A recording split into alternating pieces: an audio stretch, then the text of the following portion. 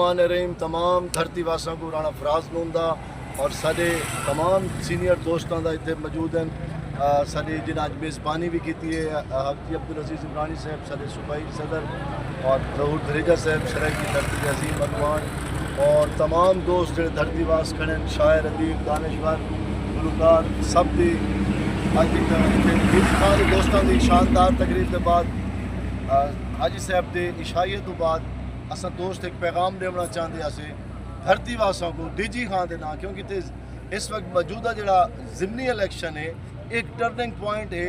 इत्थे मुस्लिम लीग नून दे वो लोग जिन्हें मीडिया के चैनल्स से बह के सराइकी वसेब की तौहीन की है, सराइकी ज़बान की तौहीन की है, इकू लसानियत आखे, इकू लानत भेजन का लफ्ज़,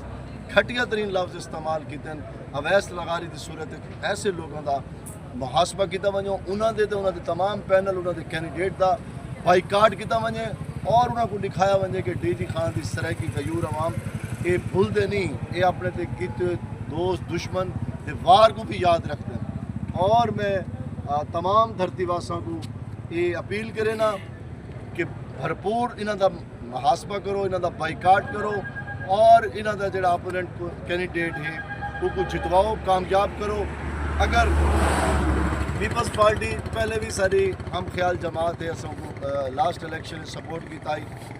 मेरा ख्याल है कि कदरे बेहतर है दोस्त मोहम्मद खोसा साहब की कामयाबी